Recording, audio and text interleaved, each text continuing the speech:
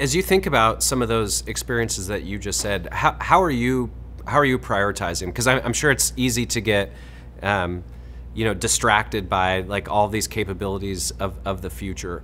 But as you think about the big technology priorities for the state, both in your urban and in your rural areas, like how are you prioritizing some of the decisions that you're making? Well, very clearly, the governor has a very focused agenda for me as Secretary of Information Technology. So first and foremost, to be clear, my #1 priority is really broadband.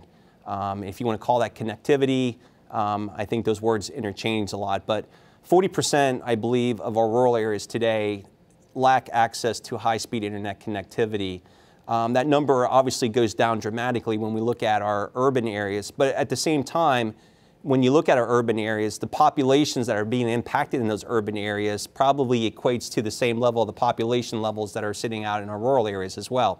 So connectivity and broadband in general is an entire state problem that needs to get addressed. And so first and foremost, that's what we're targeting. We recognize the importance of connectivity in our state. As I said before, there's a reason why the state of North Carolina is seeing all these businesses come there. It's because we have an infrastructure for them to plug into. We have a workforce that's capable and ready to engage in these types of activities.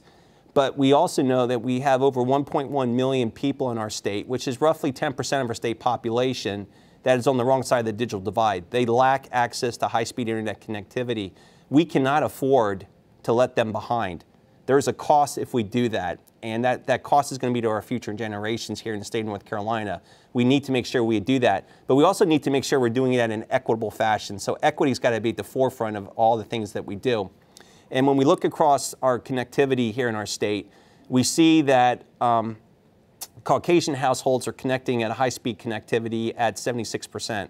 And I'll define high-speed connectivity as 100 down, 20 up, which differs from the FCC definition of 25/3, just so we're clear. But then when we get to across our racial subdivisions, when you look at Native American households, that number drops dramatically to 57%.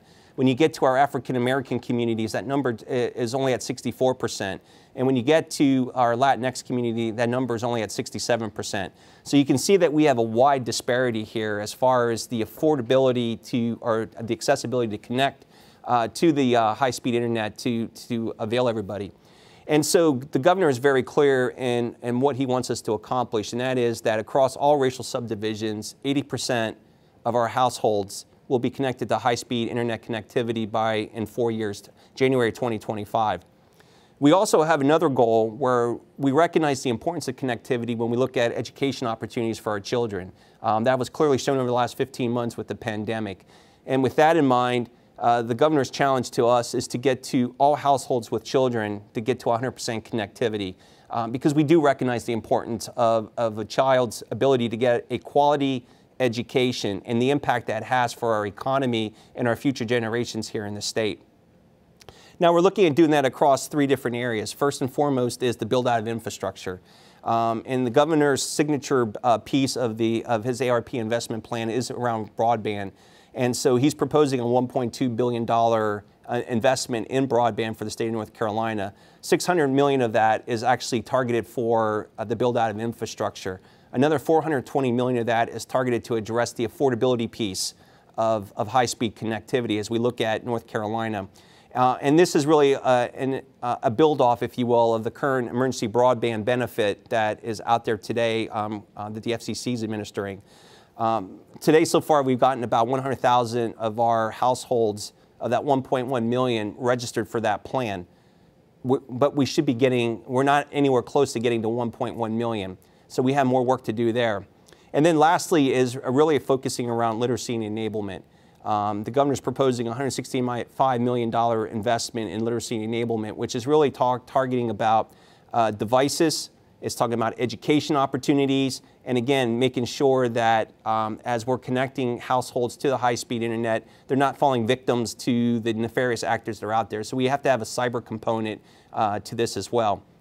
And so that we have a very vigorous schedule, I guess you might want to say, for the next 4 years to work around cyber. Thanks for that, Jim. That was it really underscores the size and scope of the role. I mean, I don't know how you sleep at night. That's a busy next few years for you. I was going to say it's an exciting opportunity, though. I mean, this is like we are here at a transformative moment in North Carolina. To be honest, the state's financial picture is very robust. We have opportunities coming from the federal government through the use of ARP funds. This is a once-in-a-generation opportunity here for us in North Carolina to go do some really great things that transform and impact people's lives. And this is our moment to shine. So while it sounds overwhelming, as you can see, it's also exciting as all heck to be able to be in a position to hopefully be able to deliver on some of those transformative opportunities to really make a difference in people's lives here in North Carolina.